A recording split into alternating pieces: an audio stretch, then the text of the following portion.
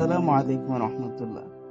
আজকে আমি আপনাদের সামনে নিয়ে উপস্থিত হয়েছি কেকের রেসিপি, কিভাবে সুন্দর একটি কেক তৈরি করবেন। তো আমি এখানে প্রথমত চিনি এবং ডিম নিয়েছি, নিয়ে এখন লাড়িয়ে নিচ্ছি ভালো করে। যত বেশি আপনি লাড়বেন জিনিসটা তত বেশি মিশবে এবং খেতে অনেক ভালো লাগবে। তো বেশি বেশি করে মিশিয়ে নেবেন আপনারা।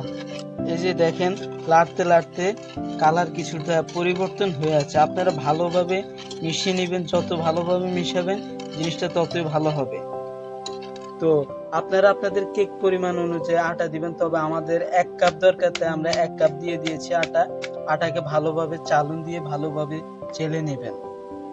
তো আমরা আমাদের পরিমাণ মতো 1 কাপ আটা দিয়ে দিয়েছি। এখন আমাদের ভালো করে এটাকে লাড়িয়ে নিতে হবে, যাতে যত মিশাবো জিনিসগুলো মিশলে খাবারটা অনেক সুস্বাদু হবে, কেকটা খেতে অনেক ভালো লাগবে এবং সফট হবে। তো আপনারা আপনাদের কেকের আটা এভাবে ডিম এবং চিনি দিয়ে ভালোভাবে লাড়িয়ে নেবেন।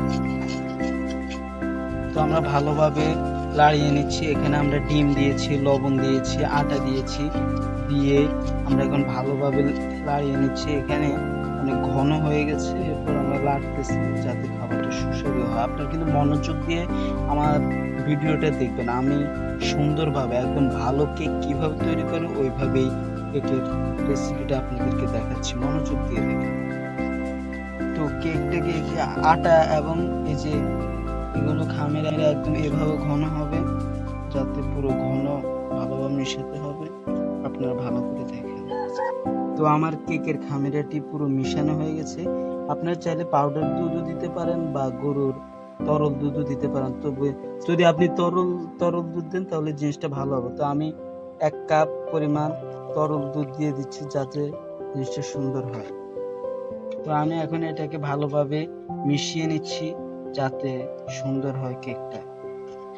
দুধ দেওয়ার পরে এবার আমি 1 পিস সমপরিমাণ একটি লেবু চিবিয়ে দিতেছি। তো আমি লেবু দিয়ে ভালোভাবে মিশিয়ে নিয়েছি। এখন আমি তেল দিয়ে দিব, যেগুলো দিয়ে আমরা মাছ মাংস রান্না করি।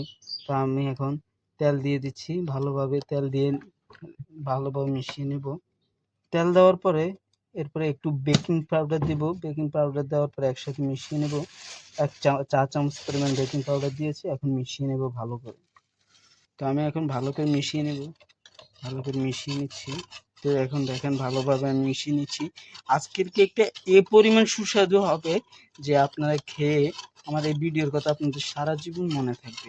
তো আপনারা ভালোভাবে মনোযোগ দিয়ে যদি দেখেন তাহলে মনের মতো হবে কেকটা। আর যদি ভালোভাবে না দেখেন কেক হয়তো বা ভালো নাও হতে পারে। তো দর্শক ভালো করে মনোযোগ দিয়ে দেখেন, আমার এটা প্রায় ভালোভাবে মিশে গেছে। এখন আমি ভালো করে, তো গাইজ আমি আমার কিচিং রুমে চলে এসেছি।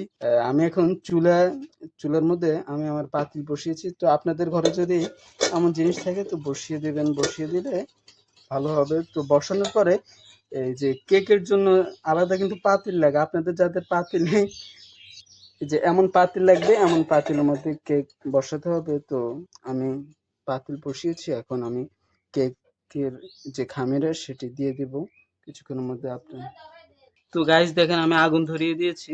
এখন কিছুক্ষণের মধ্যে আমি আমার খামিরগুলো দিয়ে দিচ্ছি। দেখেন এই যে আমি বেটের আটাগুলো ঢেলে নিচ্ছি, খামিরাগুলো সুন্দরভাবে ঢেলে নিচ্ছি। আপনারা দেখেন এই যে কালার কত সুন্দর হয়েছে। এই যে দেখেন আমি ভালোভাবে নিচ্ছি।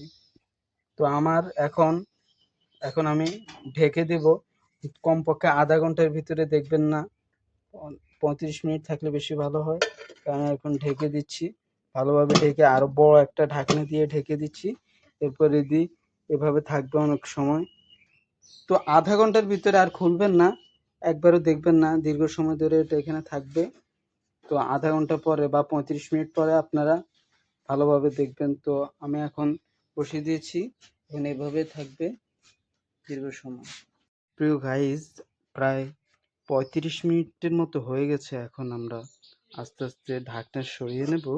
সরিয়ে নেওয়ার পরে আমরা এখন দেখব আমাদের কেকটা কেমন হয়েছে। তো দর্শক ভালোভাবে দেখুন কেকটি কেমন হয়েছে। মোটামুটি কেকটি অনেকটা সুন্দর হয়েছে কালার। আমরা এখন ভালোভাবে দেখব।